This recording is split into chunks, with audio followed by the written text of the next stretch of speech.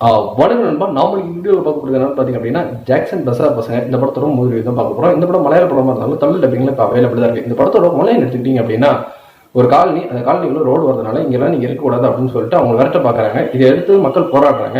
இதில் முக்கியமான ஒருத்தர் வந்துட்டு போலீஸ் கூட்டு போயிட்டு லாக்கப் வந்துட்டு அடிந்து அடிச்சு வெளியே விட்டு அவருமே வந்துட்டு இறந்து போயிடுறாரு. இதுக்கப்புறமேட்டு பசங்க பழி வாங்குறதுனால அந்த எஸ்ஐயை வந்துட்டு இவங்க வீட்டுக்கே போயிட்டு அடிச்சு துவச்சிடுறாங்க.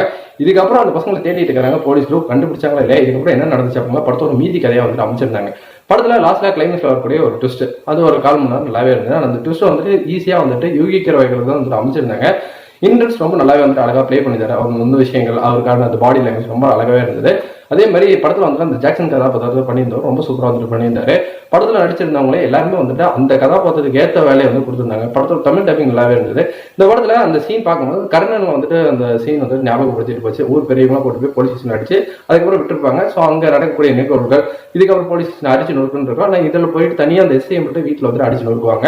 இந்த மாதிரி வந்துட்டு சில சீன்ஸ் வந்து ஞாபகப்படுத்தினாலுமே இந்த படம் எடுத்துக்கிட்டா அந்த எமோஷனலா வந்துட்டு அந்த அவங்க துன்புறுத்தின விஷயங்கள் ரொம்ப அழகா வந்துட்டு காட்சி பண்ணியிருந்தாங்க. அது எமோஷனலா வந்துட்டு டச்சிங்கா வந்துட்டு அமைச்சிருந்தாங்க. அங்க வரக்கூடிய ஒரு லேடி போலீஸ், அப்புறம் அவங்களோட கதாபாத்திரம் எல்லாமே வந்துட்டு ரொம்ப நல்லாவே இருந்தது.